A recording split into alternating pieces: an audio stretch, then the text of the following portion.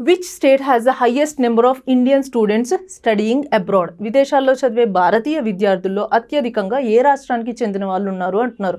So రీసెంట్గా నీతి ఆయోగ్ ఒక report release చేసిందనమాట. ఆ రిపోర్ట్ ప్రకారంగానే చూసుకున్నట్టయితే ఫారెన్ నేషన్స్లో ఇండియన్ స్టేట్స్ నుంచి వెళ్ళే వాళ్ళు ఎంతమంది ఉన్నారు and A particular Indian state నుంచి ఎక్కువ నెంబర్ ఆఫ్ స్టూడెంట్స్ వెళ్తున్నారు అంటున్నారు.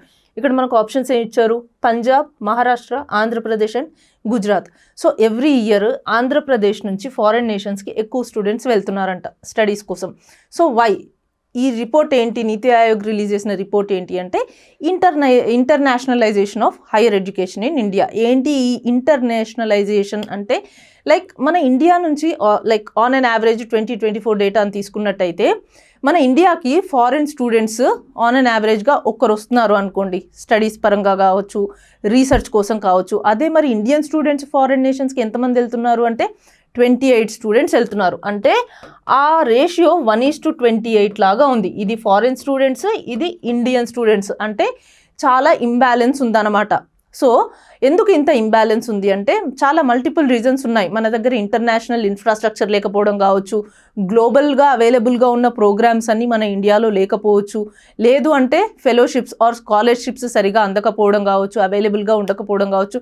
లైక్ ఇట్లా మల్టిపుల్ రీజన్స్ ఉన్నాయన్నమాట. సో దీనివల్లే ఫారెన్ స్టూడెంట్స్ కూడా ఇండియాకి రావట్లేదు and at the same time Indian students అందరూ ఫారెన్కి ఎక్స్పోర్ట్ అయిపోతున్నారు, అంటే అక్కడ చదువుకోవడానికి వెళ్తున్నారు.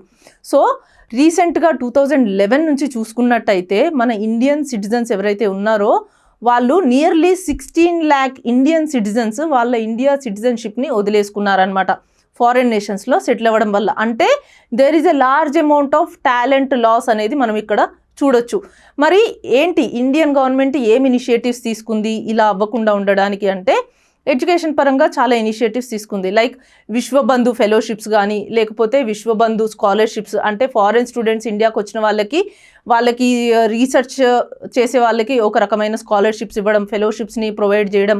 లేదు అంటే ఇండియాకి ఆన్ అంటే భారత్కి ఆన్ అంటే ఆలమ్నీ అంబాసిడర్ నెట్వర్క్ అనమాట. ఏంటి ఆలమ్నీ అంబాసిడర్ నెట్వర్క్ అంటే ఇండియాలో టాప్ యూనివర్సిటీస్లో చదువుకున్న స్టూడెంట్స్ ఎవరైతే ఉంటారో వాళ్ళందరూ కూడా మన ఇండియన్ హైయర్ ఎడ్యుకేషన్ సిస్టమ్కి అంబాసిడర్స్ లాగా వర్క్ చేయడం అనమాట, అంబాసిడర్స్ లాగా యాక్ట్ చేయడం అనమాట. అంటే మేమందరము ఇలాంటి టాప్ యూనివర్సిటీస్లో చదువుకున్నాము, so Indian education is also good అని అట్లా కొంచెం ప్రమోట్ చేయడం అనమాట. సో ఇలాంటి ఇనిషియేటివ్స్ తీసుకోవడం వల్ల మేబీ ఇన్ ఫ్యూచర్ మన ఇండియన్ స్టూడెంట్స్ ఫారెన్ నేషన్స్కి వెళ్ళకుండా ఫారెన్ స్టూడెంట్సే ఇండియాలో చదువుకోవడానికి రావచ్చు అని.